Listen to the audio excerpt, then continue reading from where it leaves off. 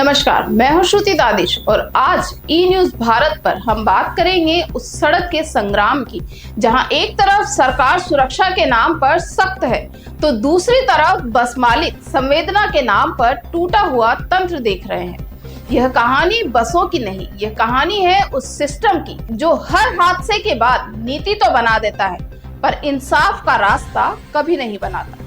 चलिए अब जानते हैं वो पूरी कहानी जहां बस रुकी और सवाल चल पड़े।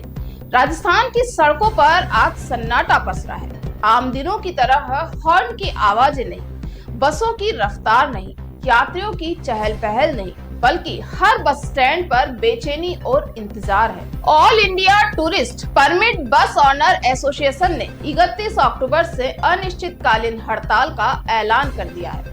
यानी राज्य की करीब 8000 स्लीपर बसें अब सड़कों से गायब है। इन बसों में रोजाना सफर करने वाले करीब 3 लाख यात्रियों के लिए यह खबर किसी झटके से कम नहीं। राजस्थान से दिल्ली, गुजरात, पंजाब और महाराष्ट्र तक जाने वाली बसें थम चुकी है। ट्रैवल एजेंसियों ने जोधपुर और जयपुर से लेकर उदयपुर तक बुकिंग बंद कर दी है। हड़ताल का कारण है 29 अक्टूबर को परिवहन विभाग द्वारा जारी किया गया नया आदेश। इस आदेश में स्लीपर बसों की जांच के लिए 12 बिंदु तय किए गए हैं, जिनमें आपातकालीन निकास, स्लीपर बर्थ की साइज, एसी यूनिट, छत पर कैरियर, टाइप अप्रूवल सर्टिफिकेट और फायर सेफ्टी जैसे नियम शामिल हैं। सरकार ने यह भी कहा कि जो बसें इन नियमों का उल्लंघन करेगी उनका रजिस्ट्रेशन रद्द कर दिया जाएगा। सुनने में यह कदम सुरक्षा के लिहाज से सही लगता है, लेकिन बस मालिकों और ऑपरेटरों का कहना है कि यह अचानक लिया गया फैसला उनकी कमर तोड़ देगा। ऑपरेटरों का आरोप है कि परिवहन विभाग ने एक तरफा कार्रवाई शुरू कर दी है। पिछले कुछ दिनों में 200 से अधिक बसें सीज की जा चुकी है और 1000 से ज्यादा चालान काटे गए हैं। उनका कहना है कि बसें खड़ी है, टैक्स, बीमा, परमिट सब अपडेट है, फिर भी विभाग मनमानी कर रहा है। अगर बसों में कोई खामी है तो उसे सुधारने के लिए वक्त दीजिए। ऑपरेटरों की यही मांग है। वे पूछ रहे हैं कि सरकार ने ही तो इन बसों को मंजूरी दी थी, अब दोष सिर्फ हम पर क्यों?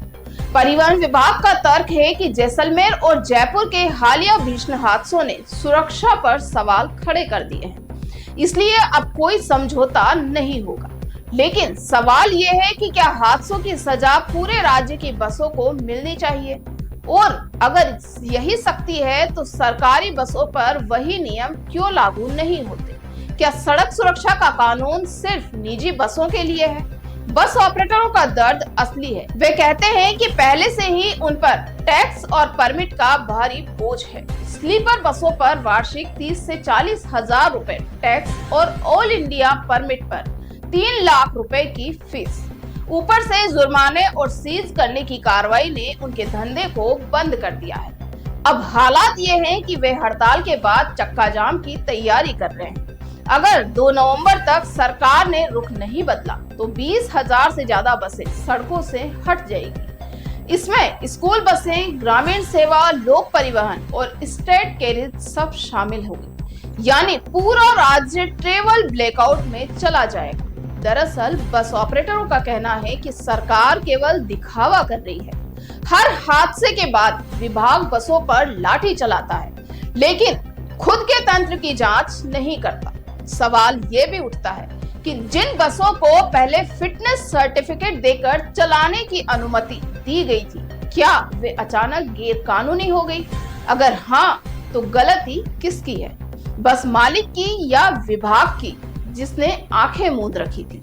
राजस्थान में परिवहन विभाग अब सुरक्षा के नाम पर दहशत बन चुका है।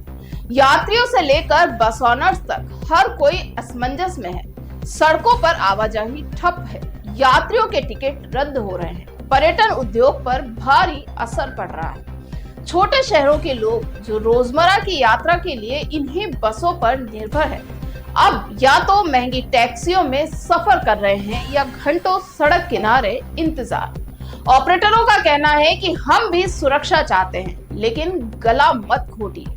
उनका आरोप है कि विभाग ने अचानक फैसला लेकर व्यवसाय को बर्बाद कर दिया, जबकि सरकार की दलील है कि हादसे अब बर्दाश्त नहीं होंगे। यह टग ऑफ वार अब जनता की मुश्किल बन गया है। वहीं हड़ताल के बीच यात्रियों से माफी मांगते हुए बस ओनर एसोसिएशन ने कहा, हमें खेद है कि आपको परेशानी होगी, लेकिन हमारी मजबूरी है। उन्होंने मुख्यमंत्री को पत्र लिखकर साफ कहा कि जब तक विभाग अपनी नीतियों पर पुनर्विचार नहीं करता, तब तक बसें नहीं चलेगी। अब सवाल बड़ा है, क्या सरकार और ऑपरेटरों की इस टकराहट की सजा जनता भुगतेगी? क्या रोडवेज और रेलवे दोनों मिलकर इन यात्रियों की जिम्मेदारी उठा पाएंगे, या फिर ये हड़ताल किसी और बड़ी आर्थिक संकट की भूमिका बन जाएगी? सच ये है कि राजस्थान में बसें सिर्फ एक यातायात साधन नहीं, बल्कि लाखों लोगों की रोजी रोटी है। एक बस रुकती है तो उसके साथ driver, conductor, mechanic, travel agency और होटल तक का कारोबार ठहर जाता है। यह सिर्फ एक हड़ताल नहीं, एक पूरी सड़क अर्थव्यवस्था का ठहराव है।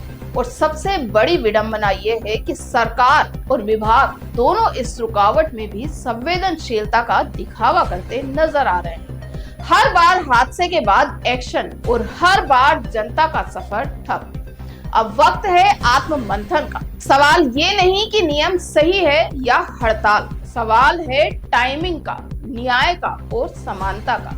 सरकार अब सच में संवेदनशील है तो उसे ऑपरेटरों से बातचीत करनी चाहिए, सुधार की डेडलाइन देनी चाहिए और सड़कों पर संतुलन बहाल करना चाहिए। वरना जनता पूछेगी, जब बसें रुकती है तो सरकार कहां जाती है?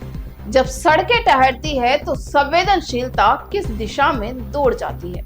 मैं हूं श्रुति दादिश और आज इतना कहना चाहूंगी कि अगर बसें रुकती है तो सरकार भी रुककर सुन सकती है, क्योंकि सड़कों पर अब सिर्फ ट्रैफिक नहीं, जनता का भरोसा भी जाम हो चुका है। यह हड़ताल सिर्फ बस ऑपरेटरों की नहीं, ये जनता की आवाज है जो कह रही है, अब व्यवस्था भी सीट बेल्ट बांध ले।